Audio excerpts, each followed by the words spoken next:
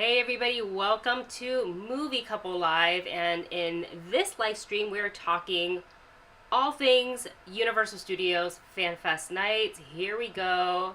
Hey everybody, happy Wednesday. Welcome, welcome, welcome. I know we didn't really announce this live. It was very impromptu where I thought it in my head and I got very impulsive and I was like, I want to talk about Universal Studio Hollywood's Fan Fest nights. And if you are a subscriber to our channel, you'll probably see your subscription feed that a new vlog that went up. I apologize that it was a long one. I tried to edit it down, and then I think I ended up, once I looked through your footage, I ended up adding more footage. So there's that, and that's why it's a 40+ minute video. But you put a lot of stuff in there, though. I mean, I did. There were a lot. We had so much footage at the end of Fan Fest. Yeah. When was that? It was just. It was last Friday on the 25th, and that was, or the 26th. It was the 25th, and we got to go on opening night. And we just filmed everything up and down, left and right, more than once, because it was just so much cool stuff that we wanted to be able to film and get different angles of. And yeah, I can see how it would be a little difficult to trim some of that out. I got so greedy, and I was like, I want everybody to know about this. So before we get too deep into it, if you're wondering, what is Fan Fest night? Where is it? How can I go? What is it about? That's what we're going to talk about right up top. So Fan Fest night is at Universal Studios Hollywood. So Universal Studios Orlando will not have this, but I don't feel bad for them because they get Epic Universe. Oh, yeah. Which is also insane, and that could be a whole nother live stream on its own that we'll talk about once we visit, whenever that may be. Hopefully soon. Hopefully soon. I've seen so many videos and so many vloggers that have gone to Epic Universe, and it looks so cool. Yeah, so I also want to make sure our audio is sounding okay. Did it sound okay to you? Is the audio sounding okay? I'm just asking you. No one's saying it's bad. I was just asking because you had your ears in. Yeah, it sounds good. Great. Then we can keep going.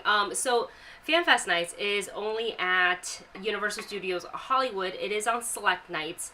And it is a quote-unquote after-hours event. I think it officially starts at 7 p.m. It is a separate ticketed event, so you can't just buy like a day admission into Universal Studios and hope to stay late. They will sweep you out of the park. Get out of here. Thank you, Dean. Dean says, we sound good. All right. And so it's the first time Universal Studios over here has done anything like this. Any of the other like after hours, after dark events are usually like annual pass holder events or something specific, right? But it's not been this like broad, sort of like a Halloween Horror Nights. I think Universal Studios is known for their Halloween Horror Nights. Yep. There's people who like plan their year around. No, it's true, and then they go. I agree with you 100%. Every single day of the event because they're just such big fans. The fact that you save can up actually all year. sell annual passes just for horror nights. Can you? Is that what they do? Well, you can get so you can come in as many times as you want.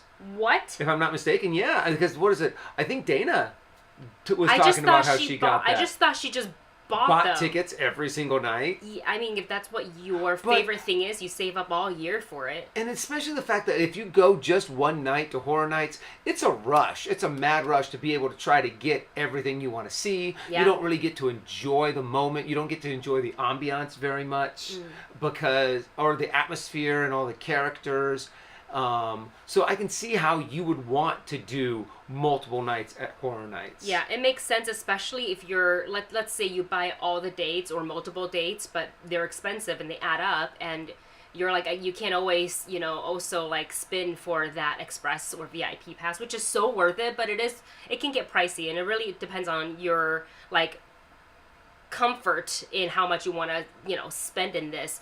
So if you can't get the express or VIP passes, then obviously you want to go back and be like, okay, I'll do these 2-3 mazes on this day, and the next time I come back, I'll do these 3 mazes, and you kind of split it up. Then you have time to like enjoy and walk around and take a break and, do whatever. So Fan Fest night is sort of like a Halloween Horror Nights on a slightly smaller scale. It is also way more family friendly, and I have seen kids at Halloween Horror Nights. I've seen babies at Halloween Horror Nights, and I've seen all ages. Yes, and it just again depends on like the family's comfort level. Like we don't have kids like to take to, so like we're not gonna judge. You do whatever you think your kid is comfortable. But I would say like if you're worried about like, oh, are they old enough for this? FanFest nights is the way to go. So what that is they're celebrating various IPs during FanFest nights. When it got first announced, I was confused. I thought it was a theme night per night. Yeah, like one night they'd be doing D&D, one night they'd be doing Star Trek, and Yes. one night they'd be doing Like One Piece. or Jujutsu Kaisen. Lucky for all of us, all of them are there through all the various nights. So you have Dungeons and Dragons, you have Star Trek, Jujutsu Kaisen, One Piece, and Yoshi at Super Nintendo World, and there's also other smaller parts of it, which is like the meet and greet, and you can meet Glinda and Elphaba at their designated photo spot. So it's not grand in the scale of like Halloween Horror Nights. If you want to compare, they usually do like 6 to 7 houses plus scare zones. This one I would say is like legit 2 houses and like add the other atmosphere. Yeah, then like things. because one thing that they Three, sorry. one that they did for Back to the Future was more along the lines that you took the tram down to the set of the clock tower, and they pretty much reenacted the entire movie, or at least the highlights from every part of the movie. And I thought this was amazing, having all the different characters down there. I loved just how the fact you could be like interacting in the scene that you love from Back to the Future, cheering on Marty, cheering on his, McFly, what's his name? George? George McFly, thank you. Cheering on Doc. And I just love the fact that you could be a part of these moments from the movie. Yeah. And it was just an amazing experience. Yeah, I would say what they really focus on is putting us as visitors in these immersive experiences, so to make you feel like you're part of the movies. And it makes sense, especially for Universal Studios Hollywood, because it's not just an operating theme park, it is also an operating film location / set. Like it is, if you ever come to Universal Studios and you take the tram tour, sometimes they do like a quiet zone and you can't talk just because they are actually filming something on their one of many sets, and you literally have to, it's really not for us to be quiet. I mean, yeah, they don't want you to be screaming and shouting, but I don't think the booms can pick up voices from the tram, but they can pick up the tram. Oh yeah, that sucker they're is loud. Yeah, they're loud, and also it's like very hilly, the tracks. So if you've been on one and they say like, oh, we're like, it's not like a gimmick, it's not fake, it's for real. They are filming. In fact, when we were coming back from the Back to the Future, and we're gonna talk about Back to the Future a little bit more, is that I think it was I think The Suburbs or something. What's the show called? It was The Burbs. It's with The Burbs, with Keke Palmer. And I was like, oh my god, are we gonna get to see Keke? No, they're I don't even know if she was there. She's just in the show. I think she's starring in it, but it doesn't mean that she was on set there and then. They could be shooting 50 million other things, but they did say we have to be quiet, and we waited like 5 to 7 solid minutes. We just sat there until they finished, basically until the PAs or the directors gave the okay for the tram to make noise again.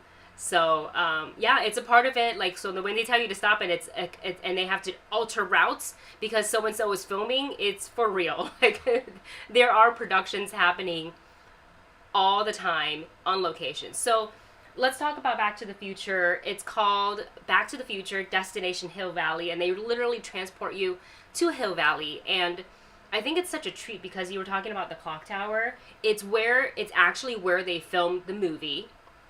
It's the actual clock tower that you see in the movie, and that courtyard area, it's not really open for like general public to go and visit. I think if you're VIP, you get to visit. Yes. Because that's part of the price that you pay for the VIP tour, and you're still guided. Like they're not just like go, be wherever you want. And it's not decorated. This one they decked out. Mm-hmm. It's all there's the one area where it looks like you're in the Enchantment Under the Sea dance, where they have the band up and they actually have a band playing. Yeah, real life band. And you get to see Marty McFly up there, and he's playing Earth Angel, and he's also playing Johnny B. Good. Yeah, yeah. And you're seeing George and Lorraine dancing, and you can hoop and holler and you can clap, and you can wander around. You can look at all of the different storefronts that are all decorated, and it was just really immersive. Yeah.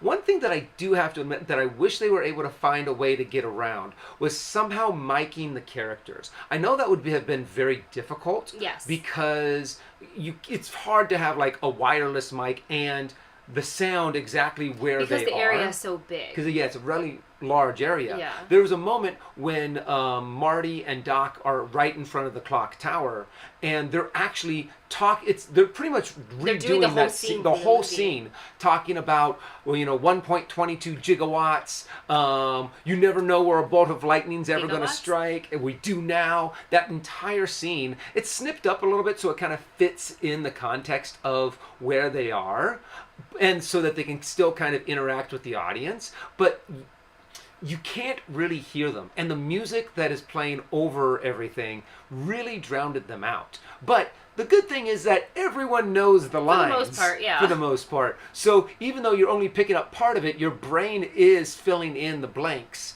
on what you're hearing. I just wish there was a way that you could have heard them a little bit more. Yeah, I agree with you. And I'm going to take a pause really quick to say hello to the chat. Thank you to Sean, Dean, David, Ernie, Zach, Elliot, MK, Anthony, and Alex for hanging out with us. And thanks, Alex, for staying up late. Alex is watching from the UK, and it's like 11 p.m. over there because they're 8 hours ahead of us. Wow. Yeah. Yeah, I know. It's always so weird to think, that there's a possible huge time gap between when we're going live or when we're filming and someone else that's watching it. Yeah, you just never know. But I also have heard, before, just like a quick sidebar, you kind of think like, okay, I got to schedule these videos to go up during this time because this is when most of the viewers watch, and it still is. But then somebody else is like, no, everybody all over the world is always on the internet. It doesn't matter when. Now I was like, you know what? It's true. It doesn't matter as much. Anyways, back to FanFest Night. Yeah, I think out of the 3 immersive experiences, which are Back to the Future, Dungeons and Dragons, Secrets of Waterdeep, and Star Trek Red Alert, I would say Back to the Future is the most broad and most immersive one, just because we got to like roam freely, where the other ones, which we'll get to in a bit, but you kind of have like a structured path where you go to, and you can stay down at Hill Valley for as long as you want. Like, they don't make you get back on the tram until the very end of the night when they're closing down the attraction and everybody, including the actors, need to go home.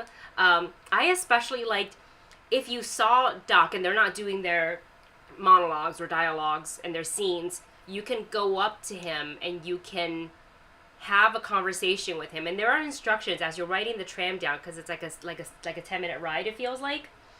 And there's like a little clip that plays, and they're like, just so you know, you're coming from the future. Don't mess with the time paradox. So don't create a time paradox. Yeah, so interact, but don't tell them about what's happening in the future. So what was cool is that everybody there, I was watching the audience, and I saw the most cosplay for Back to the Future. So it's easy to say that many people went specifically for, or was most excited for Back to the Future. And everybody who was down there, I didn't see one person who had their cool caps on and was like trying to mess with the actors and try to throw them out of character. Like, everybody bought into it, and they want to talk to the characters, and they want to taunt Biff. Yeah. They want to rescue Lorraine away from him. They were all cheering on George McFly. So it's just really cool to see like the audience coming together and not wanting to be like, man, I'm gonna clown around and disrupt. That's the thing. We did not experience any of that. Everyone there on the opening night and was really cool, really nice, really excited, really respectful. But I'm curious, throughout the entire run, how often Are they going to have just jerks show up trying It'll to mess happen. with the actors? It It'll will happen because, I've worked at least a little bit of Horror Nights. Wendy's worked a lot of Horror Nights. Yes. So the extreme version. I'm pretty sure you won't get anyone that bad, but I'm curious on, because if you're going to get people that behave better, behave worse, if there's alcohol involved, it's going to get worse. But you had such freedom when you're down wandering around to observe this, to interact with that I'm wondering if they will have any troubles with that later on down the road, once more and more non-super fans show up. Yeah, obviously the dream is that everybody stays respectful, and I feel like for FanFest nights, because it's more of a family-oriented event, it's not scary. Yeah. We don't have anxiety about going to Hill Valley. Like, what do you think is going to happen to you? Nothing. We've already seen the movies. We know what happens. And it's fun. The vibes are good. And I think Horror Nights, everybody, it's a different vibe. Yeah. It's horror. And, for the most part, people want to be respectful, but there are some that gets a little bit of that, liquor courage in them, and then they feel like they can taunt this character, and it's kind of like, guys, we're just hourly employees trying to, create this, horror atmosphere for you that you paid to come in to enjoy, but now you want to try to scare us back like you should have auditioned. Yeah, exactly. You should have just auditioned if you want to scare people. Something else that the Back to the Future has going for them is the fact that people want to see these scenes. Yes. They're reenacting all of your favorite scenes from the movie. Mm-hmm. So it makes sense that people would not want to interrupt because they're like, oh, I want to see this part. Oh, I want to see him say this line. So, and all of the actors that they got are amazing. We actually got to see 2 different casts. Because we got to see them for Back to the Future. We got to see them transition. So we got to see we got to see 2 different Doc Browns because they kind of do their little skit of all the different scenes. Mm-hmm. And then there's the big finale of the clock tower, and then fireworks coming up from the clock tower. The lightning strikes. The lightning strike. And then a few minutes later, you start noticing all of the cast members kind of... Yeah, we saw an alternate cast or whatever. Alternate timeline, guys. That's right. Alternate timeline. We saw a different Doc, but obviously not at the same time. And a different Biff, and I guess a different Lorraine. But I will say the only person that I didn't see switch out, because I didn't look. Maybe you did. Was Marty. I only saw our Marty, who is nailed it. Whoever at Universal cast the entirety of FanFest, and I feel like I know some of them because I worked there. Fantastic job.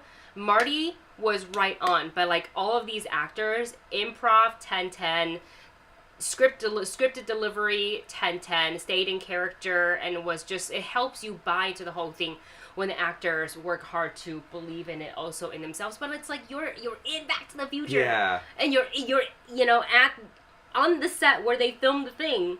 So how can you not, be excited? And what's cool about the Hill Valley area is they also set up the carnival game area. Yeah, so a little fair, so we didn't play because the line was kind of long, but you could play, and then there's a little bit of snacks down there. There's a photo op with the DeLorean, with the dog. That was a real so cute. dog. They had Einstein there. Yeah, so that was a lot of fun. And then just a quick break to address the chat. Thank you, David, for your super chat. It's almost 11 over there too, where he's watching from. I think UK as well. Yep. Wow, thanks for watching and staying up late for us guys to yap about FanFest nights. Yeah, and Zach said he just looked up tickets, not too badly priced. Let's talk about pricing for a second before we dive into the other stuff. Most of the pricing for general admission, it's $75, maybe a little bit more for on Saturdays closer to the end. Yes. But on Fridays and the one Thursday they have, I think is $74, which for an event like this, that's really well priced because you actually get a lot of cool stuff. You get a lot of cool experiences. And also, I believe Zach asked, do you think that the express line added is necessary? Yes. with a caveat. So Because the caveat is that we went on opening night. Yes. We went on opening night, and it said that it was sold out, but I don't know if they mean that the Express was sold out or the event as in whole, like the hit capacity, have sold out. Having gone there on sold out nights and having worked there on sold out nights for Halloween Horror Nights, I know what capacity looks like. I don't feel like this hit capacity unless the crowd was sitting somewhere that we don't know. And then I will also say this, a lot of people went back down to Hill Valley multiple times or just stayed down there for the night. Yeah. So that could have absorbed a lot of the crowd too. Terror Tram doesn't have the same pull as something like Hill. Yes, you want to go through Terror Tram, and they still put a mass of people through there, but they go through and then they come back because you can't just hang out. You can't just hang out at Terror Tram, but you can hang out in Hill Valley. So one thing is too, though. Okay, this is also the caveat. If you're planning to stay until the very end, until 2:00, I would say you could probably skip the express ticket because at the end, all of the lines were dead. Yeah. We walked by like right 1 a.m. on. We walked right on to Dungeons and Dragons. We had a solo show. If you go back and watch the vlog, you'll see just how empty it is at the end of the day. But caveat, this was opening night, so everyone tried to crowd in and rush at the very beginning. And then we're like, oh, okay, well, we've already done this. We've done everything. Let's go home. Right. So at the end of the night, you could like quickly do everything. Right, and it's not 7 mazes. It's 3, queued, like the things that you have to really queue up for. Experiences that you have to queue for would be Back to the Future, Dungeons and Dragons, and Star Trek. And those are the immersive experiences. If you want like the photo ops with the One Piece cast, then that's like a separate area where you also queue, but you're not walking through an experience, and we'll talk about that I think next. Those lines were long. always present. There was always lines there when we walked by in the beginning, when we walked near at the end. There was always lines for those photo shoots. Which makes sense. Yeah, because those are the ones that are going to take the longest. There's going to be people who want to interact. However, I have to admit, I was kind of watching from over the sides, and those interactions were really good. Yeah. I mean, you could tell that they got actors who love this IP and was interacting with them in this character. The audience, the guests were loving it. And the actors were just incredibly energetic and enthusiastic, and you could tell that they were geeks too, and having fun playing these characters that are like, oh my gosh, I get to play Luffy. So Luffy's energy was at 200%. Every single time I walked by, and he greeted everybody with the same energy, and I love that. And I was like, bro, I hope you can keep it up for it's not as many nights as Horror Nights. Horror Nights is like a month plus. This one I think is like 13 or 12 nights, and you have a lot of rest in between, but it's a lot of it does take a lot of energy. So for Express Pass, I say look, if you have the money to spend, do it. I think it's always good to do an Express Pass, and you scan it. Oh, another thing is Express. So the way they queue you up for specifically Dungeons and Dragons and Star Trek is that if you're Express, you're closer to like the front of the attraction, as in like where the actors are prominently placed. They're gonna make sure you are put in that side of the attraction as you walk through, so you have like the best experience. Versus if you're general, you may or may not get to be in the front. So you might have to be like, oh god, it's just the actor's way over there. I can't. If you're short, you're like me. You can't see. You're like, oh god. So that's one of the good things about Express. And again, you can spend all of your Express, scans, because you get one front of the line Express scan per attraction, right? And I don't know if this applies to One Piece or not. We didn't get to do the One Piece thing, so I couldn't tell you if there was a separate line for Express. I hope there is, but I am not sure, and I'm sorry we can't answer that for you. But you can do your Express Pass things in the beginning, wait, and then if you're cool with staying until past 11 or 12, just go do it again, and you'll have like a far more sparse experience. So let's talk One Piece, because it's like we didn't get to do One Piece or Jujutsu Kaisen. you and I don't really focus on anime too much on the Yeah. channel, which is why we're kind of like, okay, so it was a little bit lower on the priority list for us. Like, for us, it was Back to the Future, Dungeons and Dragons, and Star Trek, right? But I was hoping that they actually did more for One Piece. I had Yeah. heard from people who had previewed, they're like, oh, it's like a scare zone that they set up for One Piece. And I was like, oh, that makes sense. That's cool. And what a scare zone is like they kind of go take a certain walk pathway at Universal Studios during Horror Nights, and they set up like kind of like a mini maze. It's not quite enclosed. There's no cover. It's outside. And you just kind of like walk through sets, and there's like various scare actors lurking in the shadows in the corners, and they come out and scare you, or they don't. Like, you don't know where they're gonna be. And I was like, okay, cool. So it's like interaction walk around with like Luffy and Nami and basically all of them, and I envisioned in my head this, like, you know, kind of like they built like the bow of That would have been cool. the pirate ship or something like that, and Luffy's there, and you won't be able to really like interact, like meet and greet with him, but you can go up and take a selfie, and he can on a mic like call out to you and say certain things. I thought that's what it was going to be, and it will keep the crowd moving, and or you can keep going around and just going through it and stick around in the area and just take selfies or try to, but they set it up to be like stationary photo ops, and I really wanted it One Piece to be more. Yeah. I really wanted it to be more. Especially the fact just how big One Piece is. I mean, there's over 1,000 episodes. The fact that the fan base is so big, having something a little bit more than just, hey, let's take a picture,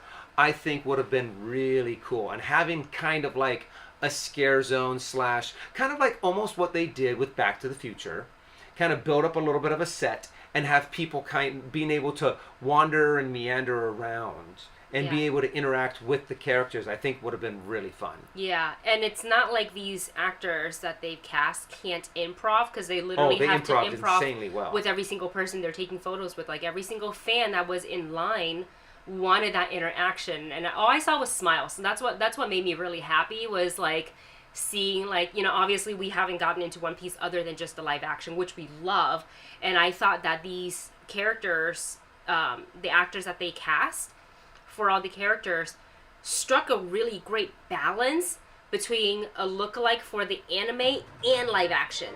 They kind of like did it, you know, and I was like, wow, that's really cool that they did that. Oh my gosh, Dean. Thank you so much, Thank Dean. you so much for your super chat. Dean says, I have to get ready for work. It's 8. Oh my god, it's so early in Australia. It's 8 a.m. here, but wanted to thank you guys for what you do. I'll rewatch this later. Thank you so much, Dean. Thanks for being able to catch us for a little bit and get to work safely and have a great day at work. Thank you so much. Let's talk Jujutsu Kaisen. Yeah. We didn't get to do that either, but I saw videos of it, though. Okay, what did you see? So what happens is, I don't have clips Universal or anything. Studios Hollywood, what it is, they have, it used to be the Shrek Theater, then they turned it to the DreamWorks Theater, and now they have Kung Fu Panda there. They took that theater, and then they just changed the video that they're showing, and I believe in Universal Japan, they actually have, instead of Kung Fu Panda, they have this epic fight scene with Jujutsu Kaisen. Oh. So they just took that and brought it here. So we were kind of like, well, it's all in Japanese, so we wouldn't really understand. Well, me personally, there's subtitles. There would be subtitles, but I'm not able to read that fast. So I would have missed out on a lot of the dialogue. I wouldn't really know what's going on. So I personally wanted to focus on other things. Especially one of the things that I really wanted to focus on was like trying to get some of the food as well. We'll get back to that in a later. Yeah, after we I've talk got some experiences. thoughts. Yeah, we'll save that for later. But honestly, I think that is one of the good ways to start bringing more and more activations into FanFest, would be able to switch out the video that they have inside of the DreamWorks Theater, because it's so flexible. They did that for Horror Nights with Chucky. They did that with Horror Nights the year before with Megan, when she was like doing the dance and everything. Yeah. Yep. So I'm like, that is a really good way to be able to kind of be like, hey, you know what? We want to add another IP in here. Let's just bring over a video and be able to put it into the DreamWorks Theater. Yeah. Were there costume well, it's an anime, so I don't know how they would do that. No, they did not have any costume characters. From what I saw, they had, because in the beginning, they have the video before you enter the theater. Right. So that was all themed to Jujutsu Kaisen. Okay. Then when you went in, it was also... Jujutsu Kaisen. It's pretty much the exact same thing what they had in Japan, just brought and then just 4D. Yes. No. I don't think you have any 3D glasses. No, but you know how Kung Fu Panda. Oh yeah. Yeah. With like mists. Yeah, and and the chairs they kind of like undulate and stuff like that. But I was really impressed with a lot of the activations. I thought all of the cool, from Star Trek to D&D to Back to the Future to even though we didn't go in and see Jujutsu Kaisen, I'm like, if that was a property that we had more interest in, yeah, I would be right in there with it. Yeah, I think because of it, like, we are kind of considering going again, just so we can, experience some of the other stuff that we didn't get to do the first time. Like, I, at this point, probably would wait in line to meet, the One Piece. Like, I want to meet Luffy. Like, I think that would be really cool. So let's talk about, before I do, I want to read Ronnie's chat. Ronnie's comment in the chat. Ronnie says, as it's been, I can't speak. I'm so sorry. As it's been confirmed, we are getting a Universal Studios theme park in the UK. I heard about that too, but I didn't know what you guys were getting. But Ronnie says, there's rumor we're getting a Back to the Future land. Yes. Oh my God. I am so... Bring back the what was the institute that Doc Brown had in the original ride? I don't know it. There was a ride? You did not know of the Back to the Future ride? Where was this? It's where Simpsons was. That was originally Back to the Future, and it was Doc Brown's Technology Institute or Institute of Future Technology, and it was he built the car. The time travel DeLorean that we are like, it's like a group one that people can travel through time, but then Biff shows up and steals one of the cars. Of course. So then you have to go and chase him through all of these time periods. And that's cool. It was a really fun ride. Oh. And I was really, really bummed when they took it out for The Simpsons. And now they're going to have to take out Simpsons because Disney Is now the contract ending? The contract is ending. Wow. And Universal no longer owns the rights because Fox leased it to them. But now Disney owns it. So they're going to have to change all of that out. They have to change that. Well, we will see what happens because they dedicated... I remember... I was there when they expanded Simpsons Land outside of just like Krusty. And it's really cool and it's really great and everybody's so happy, but now it's like... Change it to Burke. Bring Burke. How to Train Your Dragon! They have the rights for that. Yep. Just use IP that you already have so then during the next Fan Fest, you can have... It's going to be How to Train Your Dragon or Minions. or something. Well, Minions is already down by... Make it a DreamWorks land. Why not? Just do that. But I would love How to Train Your Dragon. Let's talk about... Oh, wait, hold on. There's somebody had a question. Zach says, are any of the rides open? I believe a lot of them are. Most of them are. But not all of them stay open until 2 a.m. Yeah. So just if like you want to get on the ride is a priority for you, do that first because we're not sure when it's closed. Like they could close as early as 9. They could close as late as 2. We're not sure. I know there were some rides that weren't open. For example, I know Transformers wasn't opened. Okay. I think for some of the night, the Mario Kart ride was open. I know Jurassic World was open. Yes, because our friend went on it. Because he went on it. It was freezing. It was freezing. That night. I don't know how why. but he didn't get wet. I think Minions and Secret Life of Pets was open. Okay. Harry Potter stuff was open. Harry Potter stuff was open. Yeah. I don't know if the Simpsons ride was open though. We're not sure. Yeah. Because we didn't go on any rides. But most of the rides, yes. All of the rides, no. No. So hopefully that answers your question. I would say let's talk about the other two experiences, unless you see something else in the chat. Someone says they could do a Kung Fu Panda ride. That'd be so cute. That would be smart. That'd that be so would be cute. something that they could do. They could do a Kung Fu Panda land. Because there's so many movies. Mm-hmm. There's so many movies. They totally could. They could do a Shrek land. Yeah. Because I think they're doing a live action Shrek, I think. Aren't they? I don't know. Why would they? Why do you need it? Why do you need it? Anyways. Let's talk about Star Trek and let's talk about Dungeons and Dragons. We'll do Star Trek first. Yep. I don't consider myself a Trekkie. I know almost next to nothing about Star Trek other than the later movies, the one with Chris Pine, and some of the, what was the one that we watched growing up? Next Generation? Well, for me, that was the Next Generation. I think that that's was the the Star one. Trek that I grew up Is on. that With still with Patrick? Stewart. Yes, that was okay. with Patrick Stewart. I loved that series. Yeah. I remember my mom and I just watching it regularly. And I thought that the experience that they had was cool. Because one thing that I did too is a friend of mine who was a really big Trekkie went to the Star Trek adventure that was in Vegas, and he brought me along with him. Mm-hmm. And I liked that.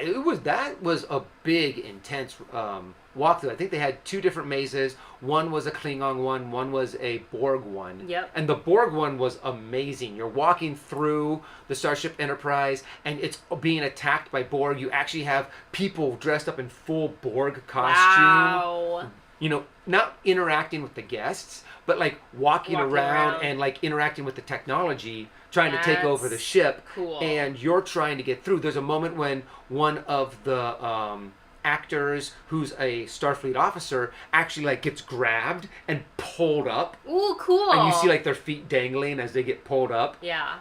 This one isn't quite as intense. Yes. I think this is a good first step to be able to start to play with the idea of having like a Star Trek walkthrough at Universal Studios Hollywood. But it was nice, it was fun, it was engaging, they had some cool effects, and it was I still think, even though it was kind of basic, it was still fun. Yeah, it was really fun, and it was the first like one that we went into, and my mind was like, wow, they did a really good job. Yes, they kept it simple, but the actors that was placed in there and how they were interacting with the set, and again, they fully bought into it, which makes the audience, they have to buy into it first before we can buy into it. You know what I'm saying? Like, if they're kind of doing it half-heartedly, we're going to be like, okay, well, but like, because they were so dedicated to living and telling that story, that we were like, yeah. So the story for Star Trek Red Alert is we are going to a Star Trek museum. We're going to a Star Trek museum, and there's an anomaly in space that shows up, and it kind of enters your ship, and you're kind of like, oh my god, is it a threat? Danger, we gotta get everybody out. Red alert. And what's cool is, and they just keep sending you to different parts of the ship to try to keep us as the tourists safe, and we end up on the bridge, and I believe that bridge is like an original set. Yeah, it's actually from I Picard. think Picard, the set. So it's roped off. You can't really, I don't have a picture here. It's roped off. You can't really like sit on it or anything like that.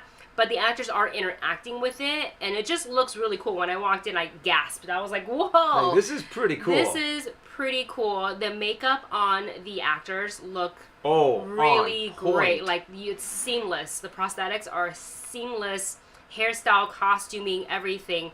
It was just really fun. And even for someone like me who is not, you know, a Trekkie, don't know much of anything about Star Trek, I still felt immersed, and I still felt happy to have been a part of it. And then as you walk out, they kind of projected like the transporter, like, Yeah. They did it with like a combination of like smoke and like projections. Yeah. But it did feel like you were walking through the and lighting. Yeah. Yeah. They did a really good job. It didn't. If you look at on our vlog, it doesn't really quite pick it up. But in person, it's really cool. You're like, wait, I feel something. There's a little bit of wind. You're like, ah.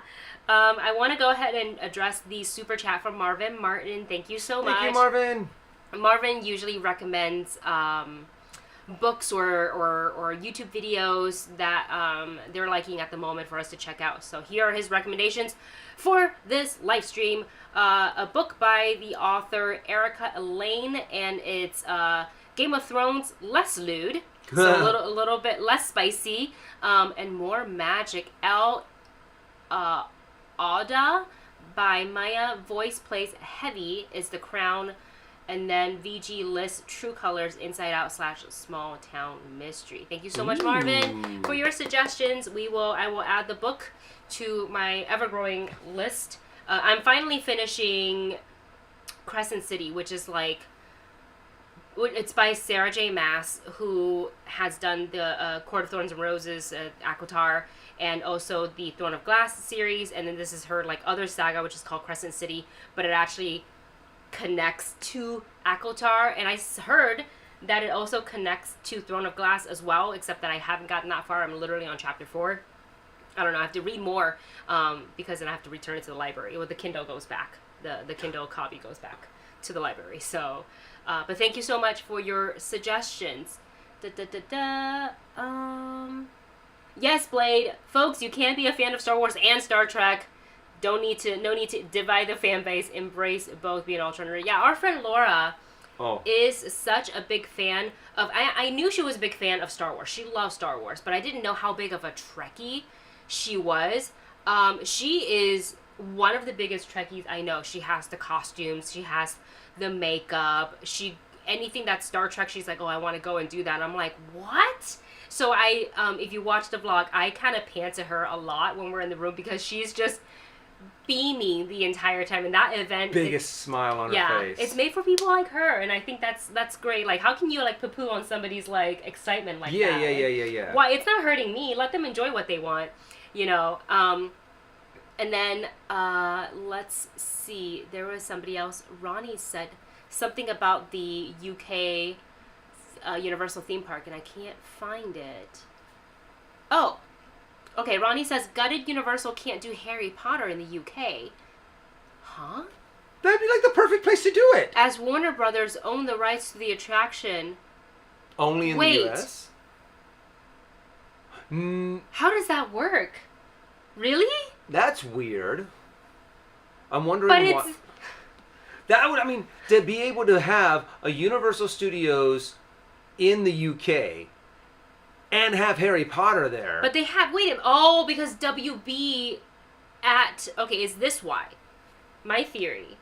WB has their own lot tour in the UK, and they have that big Harry Potter attraction inside it. I don't see why they wouldn't be able to do that. So, we have that here. Our Harry Potter section is small in comparison. Theirs is like... It's sad. a whole thing. That is really sad if that is true. Yeah, that sucks. Well, you know what? Then if you can't have it, I do hope you get Lord of the Rings. Like have something that we can all be jealous of, and then we'll all go visit. That's very interesting. Okay, let's talk about Dungeons and Dragons. My favorite. This was the thing that we were most looking forward to, and again, it's kind of like a maze situation, family-friendly maze. But you're being led. Through, and you're on a quest. That's the storyline for this experience. Is you are needing to get a certain artifact back to a certain person who is looking for it. Yeah, trying to keep it vague. Well, yeah, if you know the what is it called? If you know what it's a little bit about, it's about in Waterdeep. There's a crime lord who's a beholder named Xanathar. Yes. And you're trying to get a staff back from him that he stole. And the journey that you go on, the storytelling that they have, the way that they go from room to room to room to room, and the actors are with you their entire time, and they're just spewing out lines, a mile a minute. And I'm very impressed with all of the performers that we saw, because they are involved. It was just fun to have them show us their world. Yeah, I don't think I inserted a picture. I captured it, but it's on my other computer, and I didn't put it in here, unless I can do it really quickly. Let's try and see, because they had a tiefling, and she was really cool, so I want to see if I the costume find her. And makeup for Dungeons and Dragons. Actually, I'd have to say, between Dungeons and Dragons and between Star Trek, because they had a lot of alien makeup in Star Trek as well, and I just thought it was so well done. You can tell that they got masterful makeup artists for everybody's makeup. And Dungeons and Dragons, one of the characters was a full-on tiefling. No, I don't have horns, it. tail. It's in the vlog, guys. Go watch the vlog. Yeah, go check it out there. And it was very impressive. And they had a lot of really cool special effects. But by far, the most impressive thing is Xanathar, the giant beholder puppet done by the Jim Henson production. The way it moved, the way it talked, the way it actually used its eye stalks to cast spells was so amazing. Oh, you can see the tiefling in this. Oh yeah, She's in it. There you go. That's the tiefling. You can't really see her makeup that well, but you can see her horns. Mm-hmm. Yeah, this was the second I heard that there was a beholder and that it was a puppet. You know, they collaborated with the Jim Henson Creature Shop. I was like, oh, it's going to be amazing. This thing is massive. It's like 10 feet or a little taller. Oh, yeah. Every aspect of it moved. The eye stalks move. The eye blink. The mouth talks. It has light up effect. The eyeball can, I think, blink and it can look because if you watch the vlog, the second time we went through, so it's later on in the video, as we're leaving the room because there was only 5 like audience members in that very late run, or late visit, whatever you want to call it, the eye followed me as I exited into the next room. I was like, it's looking at me! That was creepy, but it was cool. It's so cool. Yeah, I love the storyline. As 2 nerds who love D&D, who love things like Critical Role, and just to kind of be really immersed in that world. We're like, okay, we're on a quest.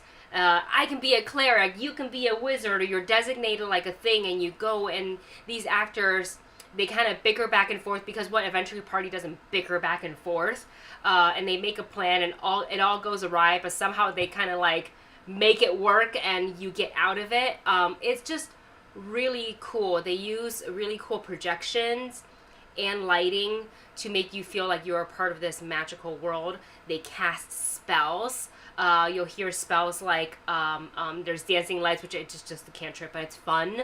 Vicious Mockery. Vicious Mockery, Hold Monster, Disintegrate. Thunderwave. Thunderwave. Disintegrate. So it's like really cool when you see it like play out. You're like, oh my gosh, like this is what I envision in my head when I'm sitting there with my dice and paper and character sheet playing D&D on a Saturday night. But like this is a playground for it. So it's really fun. Don't miss it. Even if you don't know anything about D&D, you don't have to. Yeah. Just if you know fantasy, if you know Lord of the Rings, that's enough. And also, before you go in, when you're waiting in the line queue, there's a side of a building that they have, and they'll be projecting a lot of different things to give you the vibe of what's going on. If you know nothing about D&D, it will talk about magic items, it will talk about certain NPCs, it will talk about certain adventures, so you can kind of get more of an idea of what to expect when you go in. Right. But yeah, it is very much just high fantasy, even more so than I would say than Lord of the Rings. With Lord of the Rings, you know, you have your elves, but they were like, J.R.R. Tolkien was one of the first to expand high fantasy to that level. Yes. And then D&D took it and just ran with it, created a ton more monsters, created a ton more factions. Yes. And So I many. just love what they did with it. And yeah, even if you're not a D&D fan, just immersing yourself into high fantasy where you have magic items, you have different creatures, and you have different spells and magic types is so much fun. And this was definitely, I wish they had a little bit more D&D stuff. Yeah, because a lot of the merch that we wanted to get for D&D, like the really cool ones, I mean, granted, we got there at the end of the night to look at merch because like merch wasn't top of the list for us. We have so many, as you can tell, we have so many things that we don't really need things, but if there was something cool that maybe we could get, there was like a smaller version of like a bag of holding. I wanted that. And I was like, that would have been cool. What I really wanted was they have dice blind boxes. Oh, yeah. And I was like, I really want one. That was like one of the things that sold out probably pretty early, but they had tons of like hoodies, and shirts and things like that. Nothing that intrigued me enough to say, okay, I'll buy it, because again, I have so many things and I'm trying to much stuff. I'm trying to not have so much stuffs. We gotta get rid of the stuffs. Yeah, so I was like, okay, I resisted. I actually didn't buy merch. No, we didn't. I almost bought one shirt, but then when I held it up to the mirror, it's it was a Back to the Future. It's the license plate that says out of time. I almost got it, but it didn't look like I had envisioned, so I was like, I'm gonna put it back. I wasn't in love with it. I liked it. I wasn't in love, but like it was a lot. It was a lot of merch. It was really good. One thing that we did spend some money on though was the food. And this is where I start having a little bit of thoughts about what needed to be improved at Universal Studios at FanFest night. Yes. One thing that was the line for the foods is really, really long. And it sometimes took a really long time for you to actually get your food. And they ran out a lot. And this was on opening night. Yeah. So let's explore that a little bit more. The very first for food, like the very first food place you come across it's normally called the Hollywood and Dine, but they re-themed it for FanFest nights and it's called Quark's Cafe, which I was like, that's funny. And everything is themed like Star Trek.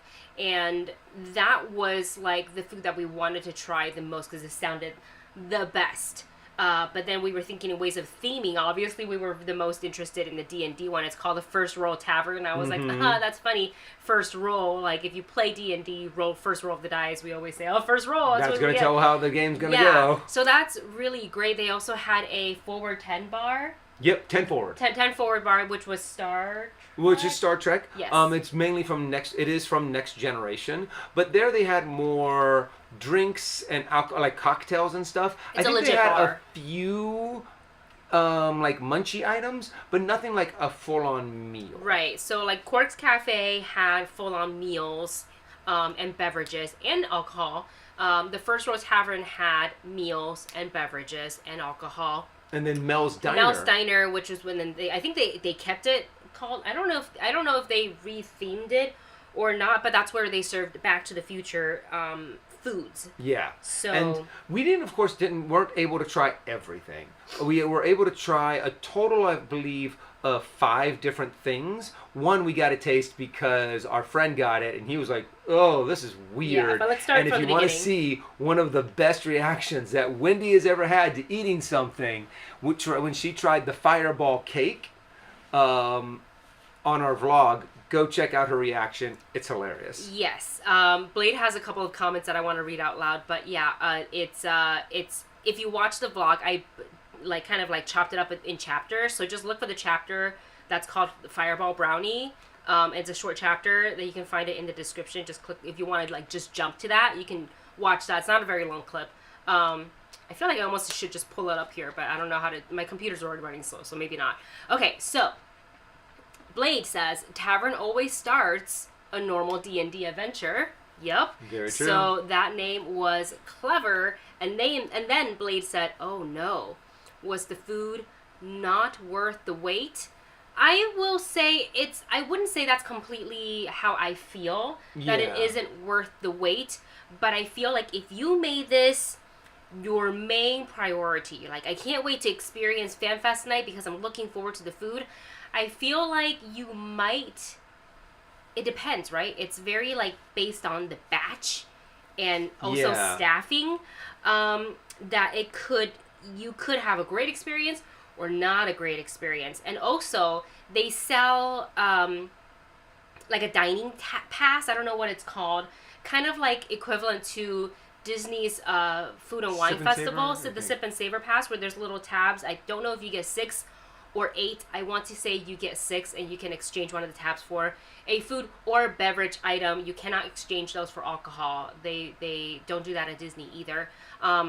So let's start with the First Roll Tavern. We were so excited, and the 2 items that we got, and they're all $15 and $10 and above. The Beholder's fondue, which was pretty much bread and a little cup of fondue. It's like pub cheese, but melty cheese. And you dip the bread in the cheese, which on paper sounds great. I was like, oh my god, who doesn't love bread and cheese? Yeah. Right. But it's $12.99 plus tax.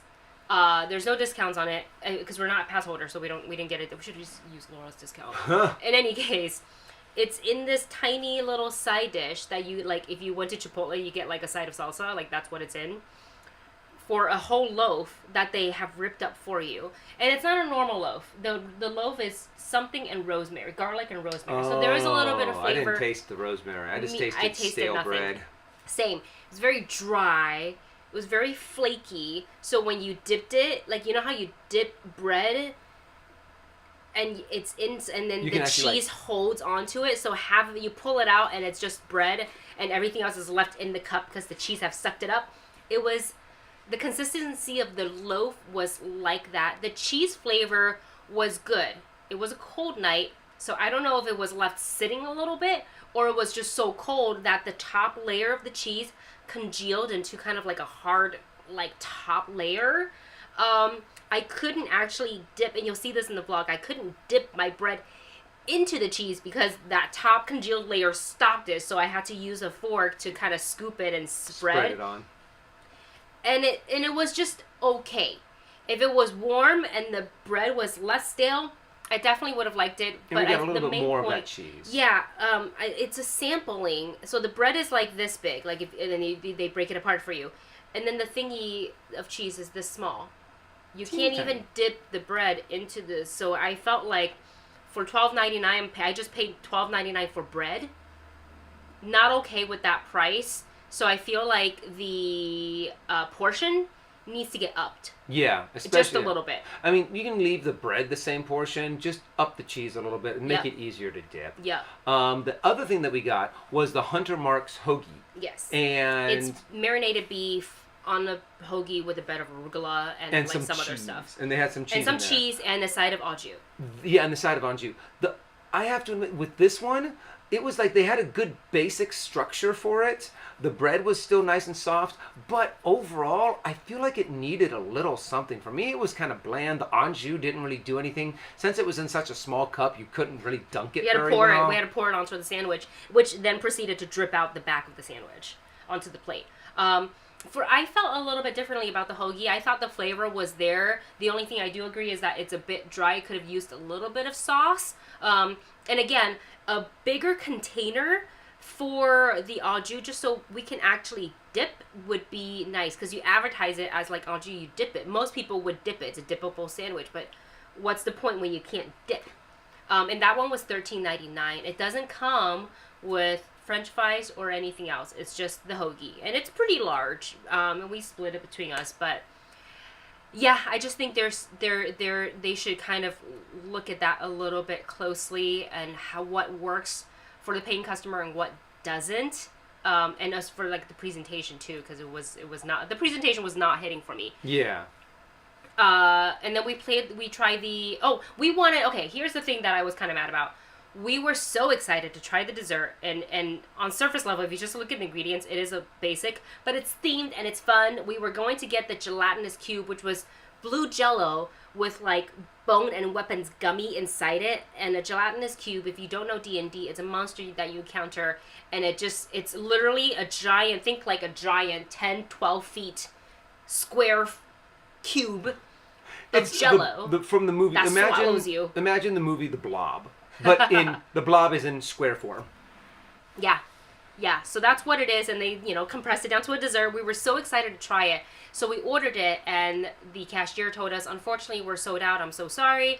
And I said, would it be possible, to find out like a time that you guys would have that available again later through the night, and we can try to come back and get it? And he's like, no, we got cleaned out. And I was like, oh, like, did we just miss it? Because at the time we ordered was 9:46. I looked at my watch and it said 9:46, and he said, no, we got cleared out about 2 hours ago, which means it was 7:46, which means the event had technically only been open for less than an hour, because we checked in, media check-in was at 7. My friend who had a regular ticket, she said, I talked to her yesterday, she goes, no, the event was open at 7. I think there is early entry, but even if the park itself and guests were able to go and purchase this at 6, you sell out at 7:40. That's less than 2 hours, and you sell out of a gel. Like, that's insane to me. And that seemed to be the theme throughout the night, with various places for food, either extremely long wait or they just kept on running out and they couldn't make it enough, or they ran out of the ingredients to keep replenishing. Yeah, because so that's a bummer. Later in the night, actually near the very end of the night, we had like an hour left. We went to Quark's. Yes, and to try we wanted to to get get two different items. We wanted to get the Klingon twerk leg, and we wanted to get it's like a chicken sandwich that they had, and like a bao bun. But they didn't have any of when we went there, they were all out of the twerk legs. So we were only able to get the chicken sandwich, which we ordered, and then we ordered like their version of like essentially Star Trek Korean hot dog. I was like, this will be fine. But we were waiting a long time, and I was seeing the minutes tick by. And I was not mad about, like, oh, how come this guy can't cook faster? There was one man in the kitchen. There was one man with 50 million orders, and I was like, no, this seemed to be a staffing problem. And it could be, there's various, how do I say this? Different problems that could have arisen, right? Like somebody could have gotten sick and couldn't come in. They called out. So I don't want to say like, oh, they didn't staff enough. I just think something happened along the way that got them or into that situation, or like everybody happened to have gone on break at that time and he was just stuck trying to make the food. So we asked for a refund, and we're just like, you know what, we'll just skip. You okay there? Mm-hmm. We'll just get a refund. We won't eat, and we'll just eat something when we come home. It'll be fine, and because we wanted to prioritize our time in the park to do the experiences again. So that was disappointing though. Like, we weren't the only ones asking for a refund. Yeah. A couple of our friends also asked for a refund. So we weren't able to try it right there and then. Luckily, at the very end of the night, it was like almost 2:00. I don't know how he did it. He walked into Quark's just to check. 10 minutes left. And they had freshly made stuff, so he ordered exactly what we got to try it. And I would say the twerk legs are like the best thing. Oh, like that was good. And that kimchi rice. Oh my gosh. Ooh, it was spicy and it was good. Yes, it was really good. If you were going to get anything, the twerk legs are the ones to get. The flavor, it's like sweet and tangy and a little spicy. And then the kimchi fried rice, like they really amped up the spice. I was like, oh, it's a little bit, it's a different spice than I expected from a kimchi fried rice, but it was good. And then the chicken sandwich, which I think it's called the Andorian red bat sandwich or something like that. Yeah, that's what it was. Yeah, I liked it. I thought it was good. The bun was nice and soft and hot and warm, and the chicken was, especially as you got into the middle of it, like that's where all the sauce was sitting, and maybe I was hungry, but I thought that was pretty good. Definitely better than anything we got from the First World Tavern. Oh yeah, both of those things that we got at Quark's were a lot better than what we got at the First World Tavern. Mm-hmm. And I thought the sandwich was okay. I thought it was a little bland, but you really didn't taste like the onions until the very end. Yeah. Because I feel like I just ate from the wrong end. We should have examined it a little bit and ate from the end that was like that looked like the most flavorful. We were just so hungry that we were like, bite. So yeah, but like that was a major issue that I have with this event, is really the availability of food and the inconsistency of what time which restaurant or area ran out of food or stopped serving food. For example, I don't know about the First World Tavern because they're all the way down the lower lot, so they could have stopped serving earlier. Because they have to, traverse back up, I guess. But like Quark's Cafe literally closed at 2, but Mel's Diner closed at 1. I think the Cocina Mexicana, which is they rethemed to, it's the same food, they just rethemed it to One Piece. No, they had One Piece food. But it's themed to the food that they already had. Oh, it was? I thought they actually had one, because they had that fruit, the dragon fruit. The concha. Yeah, that's true. But that's not, they don't have that in the... And they had themed Mexican food towards One Piece. Really? I thought they just renamed it, because a lot of it looked familiar. And I think even people there, when I was watching some other vlogs, they as well had trouble with getting the food there. At which one? Quirks? No, at the One one Piece? at the One Piece one. Yeah, the line was very long. We almost stopped by because like I was like, you can't go wrong with Mexican food. But the line was so long, I was like, yeah, I don't know, let's just go to Quirks. And who knew? And then even with the Out of Time, I think it's called the Out of Time Diner, right? Yeah. Mal's Diner, and they had like Doc Brown's chicken pot pie. They had a pastrami, the flux capacitor pastrami melt. They had. I really wanted the Out of Time cookie, but then I was. Somebody overheard me saying like I wanted it, and they had gotten it. They turned around. They were like, "Don't get it." I was like, "Oh really?" He's like, I was like, "Okay, just save me probably $7 to $10. Thank you." My friend who went to Mel's Diner, she got the flux capacitor patty melt. Mm-hmm. She only took 3 bites. She said it was extremely greasy and she couldn't stomach it. Oh wow! So I was like, "Dang, that's like really disappointing." So. We're saying all of this not to knock on the event because the event is really great. We want them and a lot of fun to do it. Like the experience, we had such a great experience. But if your main thing is like I'm gonna go eat food, it's gonna be hit or miss. I'm not gonna say it's all a miss because we like the torque legs. Yeah, the torque legs were good. That was really and good. I heard that there was some other food that was really good if you were able to get it. Yes, if is the caveat. If you're able to get it. But also, one of the reasons why we wanted to come on here today was because we wanted to hype this thing up. Yes. I love the idea of what they're doing for FanFest. I loved the interactions. I loved the vibe and the being able to be a part of the adventure. Yes. And that kind of like, hey, let's try a non-horror night. Yes. And this is your first step into it. And the only way they're going to get more and more and better is if more and more people go to it. Yes. And I think this was a lot of fun. The fact that it's only $75. And I also truly believe that this is how a lot of the Disney After Dark events should be. They Yes. need to have some kind of entertainment besides just pictures. Yep. I mean, they also had, at FanFest, they had bands. They had DJ dancing. downstairs. They had DJs. They had characters. You had 3 different interactive experiences to go through. I felt like I have a lot more fun at FanFest than I do, say, at Oogie Boogie. Or, what is it, when we went to Star Wars Night. I think we had a lot more fun. Did you go to Star Wars Night? I did. I think I went to, we did Star Wars Night once. You did? Yeah. Oh. And the thing is, though, even the problems that we had with FanFest are problems that you have at Disneyland with food. Correct. The fact that if you don't purchase your food right away Correct. for Star Wars Night, within an hour, everything's sold out. Yes. You can't get it. Yes. I mean, at least at the end of the night, we were still able to get some of the food at FanFest. Yeah. And a lot of it was, there was some of it that was still pretty good. So I want to hype this thing up. I want more and more people to go to it. It's, if you go on like a Friday or the one Thursday that they have it, it's only $74. Yeah, I think it's so really it's definitely affordable. worth it.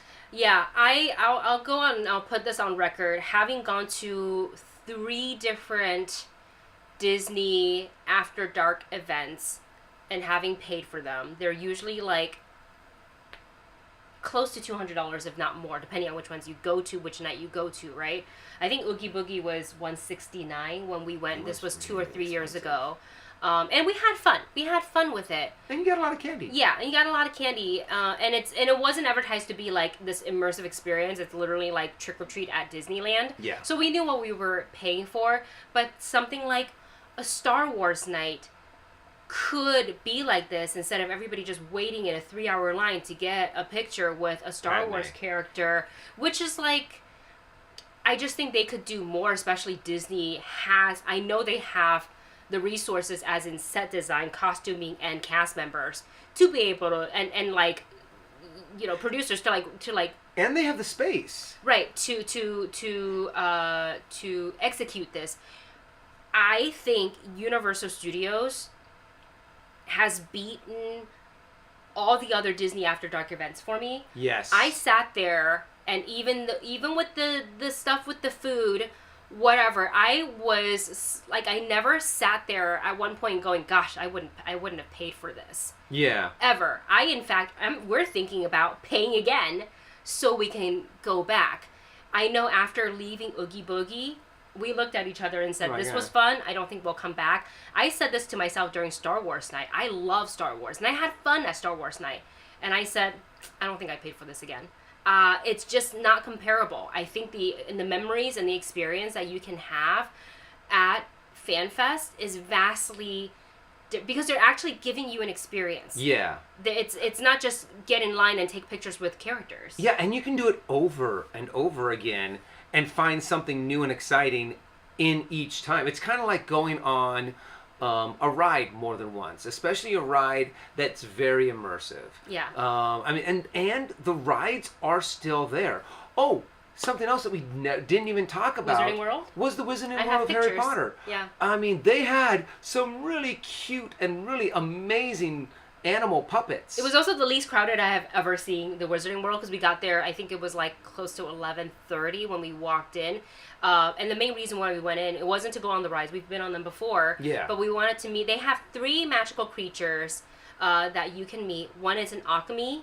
One is the Niffler, and the other one, I don't know the name of it, but it's like a tiny white dragon that we never found. I'm so sad, but we did see the Niffler, interacted with them, and again, the actors that they have like placed with these magical creatures are so good, fully So buying talented. into it, so we can buy into it. Here's the picture of the Akami. This was like one that I was really looking forward to.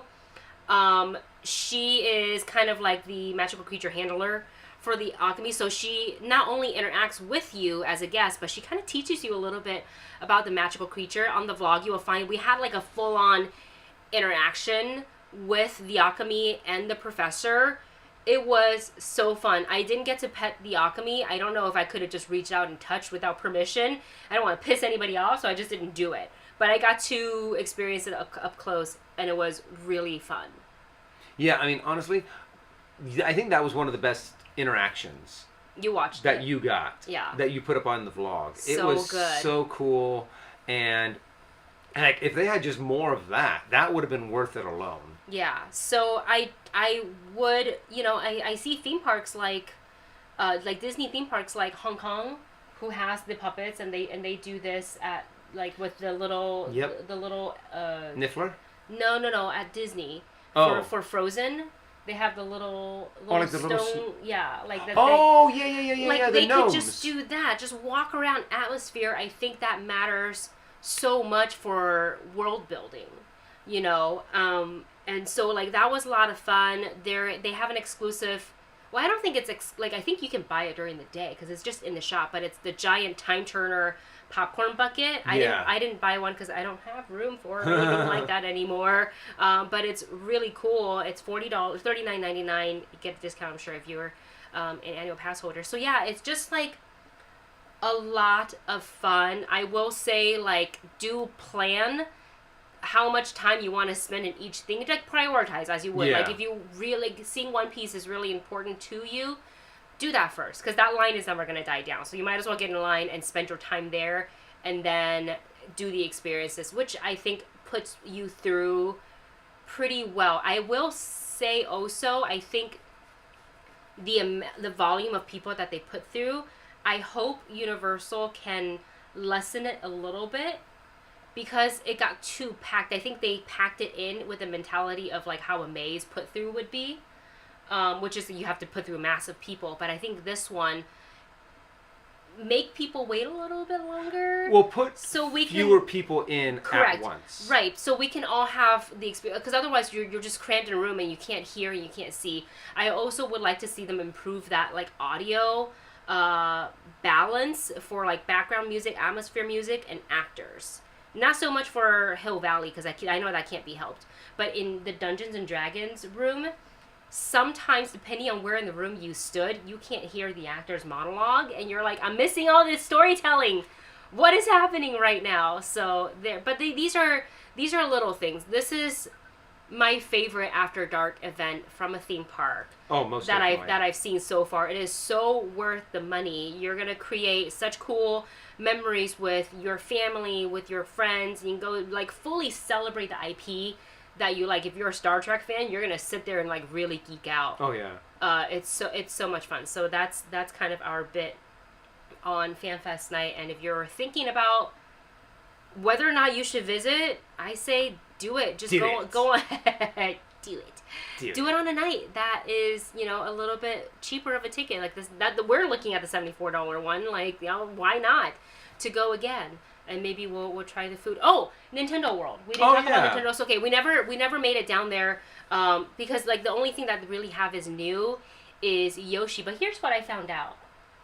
In order to, you can't just line up to meet Yoshi. So Yoshi is available to meet at FanFest, but it's not just green Yoshi. They also have pink Yoshi and blue Yoshi. Oh. You don't know which Yoshi you're gonna get, but you're gonna get a Yoshi. In order to get in line to you have meet to collect Yoshi, you have to collect Yoshi egg stickers. Oh. And I think that's, at first I was like, no, but I was like, wait, no, that's immersive. You have to do an egg hunt to get, and I think that breaks the crowd a little bit too. Instead of everybody funneled into a line, you can like explore the park. You can maybe go on a ride. Do whatever. I'd be upset if I waited in line, and then they're like, "Nope, sorry, you need your eggs." I hope they better tell you that before you even get in. That's what I'm hoping. That's why everybody was wearing those crowns. Yeah. Oh, I was like, where's everybody getting these crowns? I was like, oh, I get it. It's collecting Yoshi stickers. And they had some like Yoshi-themed food at Toad's Cafe. Yeah. That looked pretty good. Yeah. But that one, and also, what else did they have open? There was one other land that I thought that they had. No, it was just Yoshi and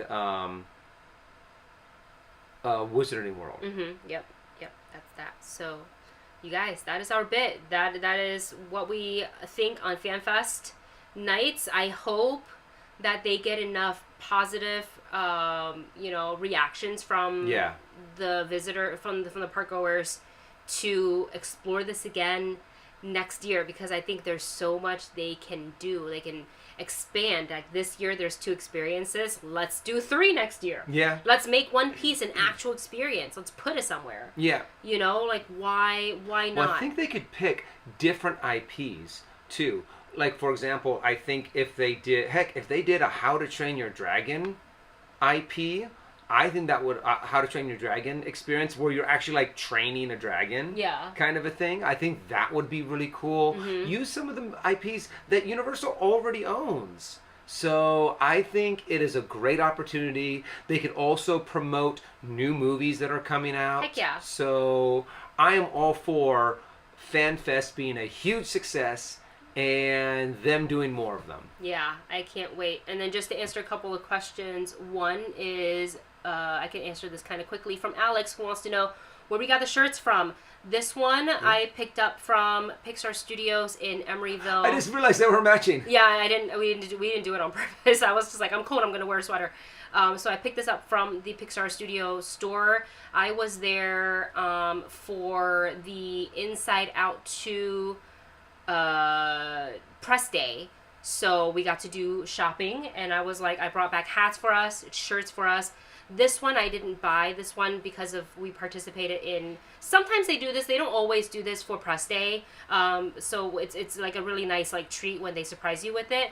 But this one came from from participating in press day or doing coverage on Inside Out 2, and they had like a little like goodie bag that they gave to the members. Like, hey, thanks for working on talking about the movie. And then this was one of the sweaters. Everybody got one. This and a little stress ball. And everybody's was a different color. And they said that this one was anxiety, even though it's not orange. None of the sweaters are orange. And she's like, do you want anxiety or sadness? I was like, anxiety, because that's me. So that's where we got it from. And then Elliot, I don't know if Elliot's still here, but he had a question for you. Is how long does it take to become a DM for D&D? Well, to become a master. Okay, so the term dungeon master isn't necessarily meaning that you are a master at Dungeons and Dragons. It means that you are a specific role in the game.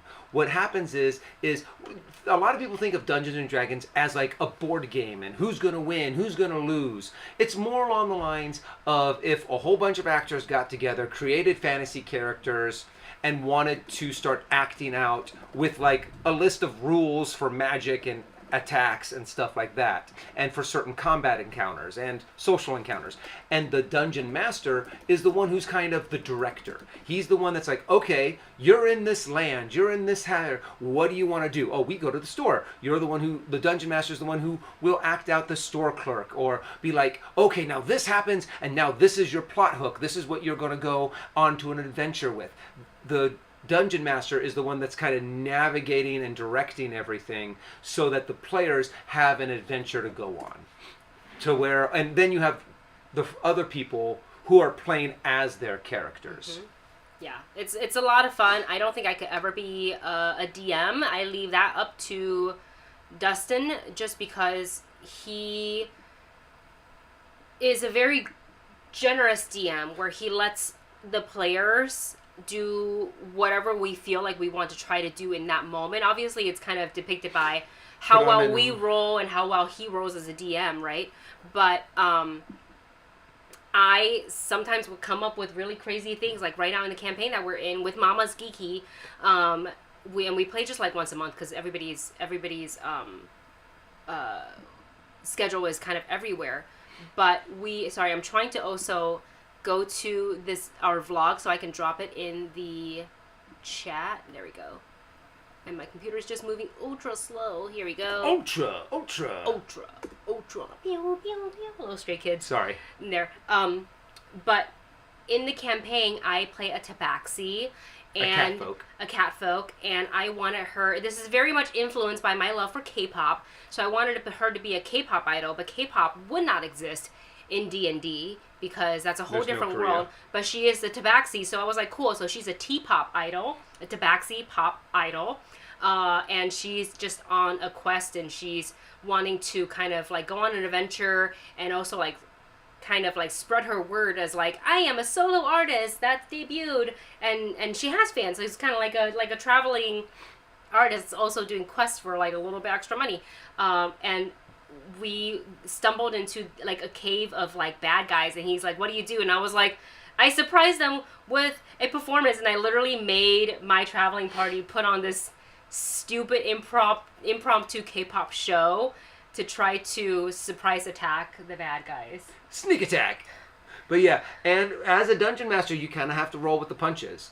So yeah, you kind of have an idea of where the story's going, or like what the big end game is, but how they get there is really up to the characters. So it's a lot of fun, and technically you guys can grab the basic rules, grab a couple friends, and just dive in. There's tons of videos on how to do it online.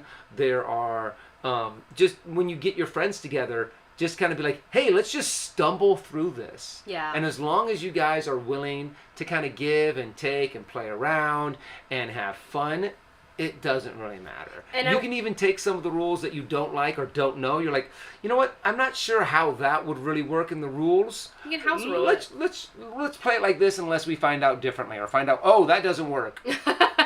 And then you change it. And then you change it. Like, it's very forgiving. I feel like, yeah, it can be very flexible, and it just depends on the group that you play with and how you want to run the game.